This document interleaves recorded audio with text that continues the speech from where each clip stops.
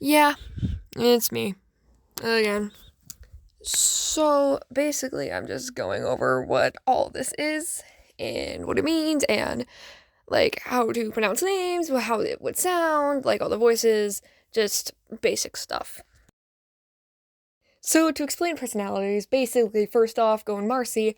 Marcy's a lot like Kane from the Amazing Digital Circus. Obviously, it's taken a lot of inspiration from that.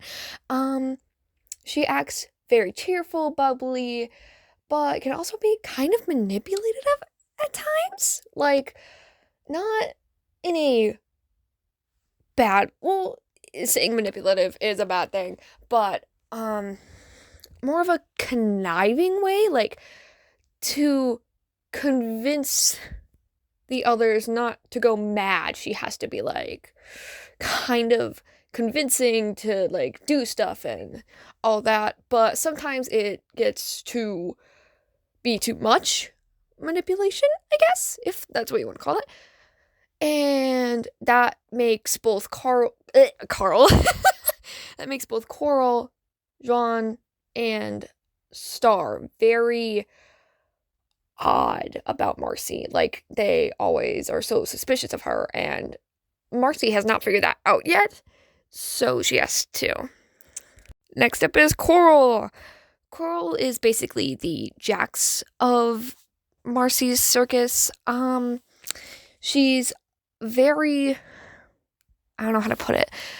She's very outgoing, but she's also, the negative side to that is that she does what she thinks is right in her way. She doesn't let anyone else have their own opinions about things. Like, she's always right, and if you think you're right, then you're wrong, and you need to silence yourself permanently. She's very, I don't know, I don't know how to explain. She has a lot of hidden insecurity, but she can also be like, if she does manage to feel bad about something, she will like have some empathy about it, but she'll never go out and say, "Hey, sorry," because she feels like that would make her weak and that people would start underestimating her. Okay. Who's next? I think it's Shiki? Either that or Star. We'll go Shiki. Shiki's very like the Ragatha of the circus. She's always very sweet, always very kind about things, but that leads her to think that she has to be doing good things for people or else they will start to not like her. And if she isn't a good person, then she'll disappoint all those around her, and that she'll just be a failure of a friend. But she's also very, she kind of, she's kind because she wants to be, but also because she feels she needs to be. So sometimes her kindness is kind of two-faced. Like, sometimes she does mean it, and sometimes she doesn't. She's just super, like, bottling stuff up, and yeah. Woo, Juan. He has a very weird name, might I say. Some people pronounce it June, John, Jane, whatever. It's Juan. I don't know how I came up with that, but I guess that's the canon way to say it. He's very, very, like, Coral, but 10 times worse. He actually does mean what he say, or he does mean what he says, and he's super rude about it, and if you don't agree with that, or if you don't agree with him, you're gone, you're dead to him. If you get in his way, you're dead to him. But there is one exception for Carl. Carl. Again. Who's Carl? Pascal, how could you do this to me? There was one exception for Carlin, though. he kind of like brought Carlin out of his darkness and actually introduced him to the other members, which was a couple months after he got to the circus. But ever since Carlin started to gain more of the spotlight, he's gotten more angry. He's gotten more tired, exhausted of that, and he wants to be in the spotlight, but he knows he can't be, so that makes him angry, and that causes him to lash out at people and just feel this bottled up, super going to end up murdering someone near the middle of the story kind of rage. No, that's not a spoiler. That might not happen. Yeah, he's, when there's a blue moon, a super rare chance, this is a spoiler, by the way, so skip if you don't want to hear this. There is one part in the story where he actually gets to talk to Ivy, the reader. And he's like, dude, why are you even here? How'd you even get here? You're like, maybe your stupid human brain will get this. And he's like, I am human. I am, because he's been there so long, he's starting to believe that he isn't human, and that's one of the things that brings him down and actually gets him to be like a real person and act like a real person and start to be more somewhat nicer. But it's like, oh, just like, I don't know, like less of the, oh, you're annoying, okay, get out of my way, and more, oh, you're annoying, see you later kind of way, if that makes sense. Star, my pride and joy. Star's very outgoing, she's very sweet, and fun fact, she calls the new members, dear. She calls her friends darling, and she calls the ones who she doesn't like as much friend.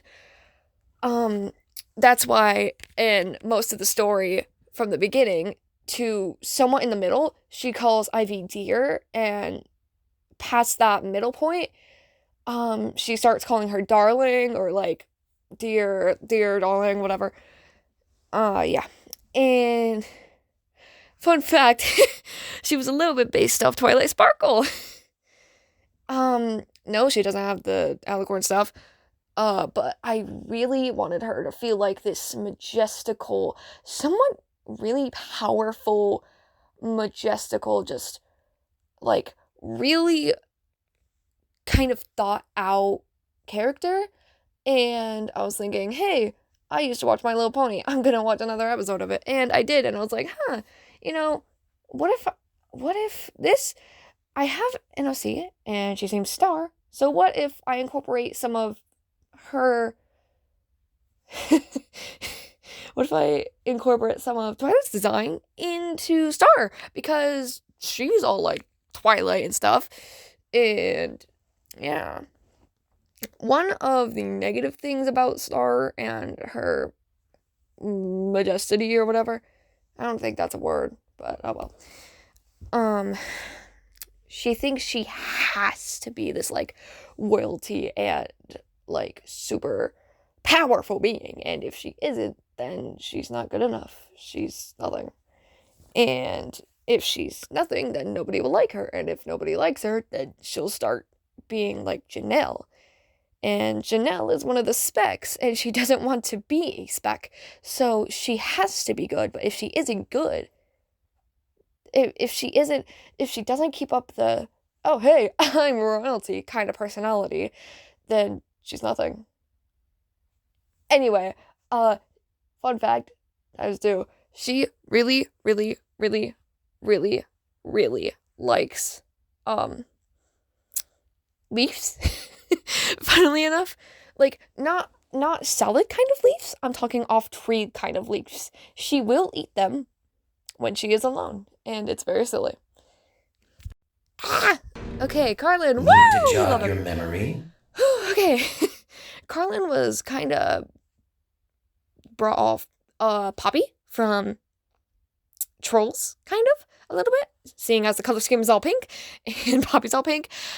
His personality is a lot like hers too. He's very bubbly, very kind, always welcoming, always like heartwarming when you see it. Feels very good when you see him because you know he'll be nice and you know he'll be good to you.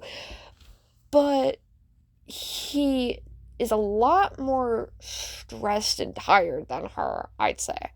He's always panicking, always like, oh my god, what do I do? What do I do? Because he's always scared that something's gonna happen in the circus because he saw what happened to the first member and he doesn't want it to happen to him. So he's always like on the lookout, always on the verge of freaking out, and honestly, he's kind of on the verge of becoming a speck. And he's like super worried about this. But when Ivy comes in, he's like, oh, you're kind of like me. And I was like, oh, you're kind of like me. And they chill and they're like good with each other and they're nice. So it kind of helps them. Woo, Ivy. Ivy is the protagonist. In the story, it's kind of like it's not even you, kind of like you are Ivy, but you don't, you get options, but those options are hers. She can make them and you can see her make them, but you can't make them. She's meant to be kind of plant-like and flowery because Marcy was going to build a garden and she needed someone to look after it, but also because she's very she's horrified and terrified of like bugs, so bugs always are around her.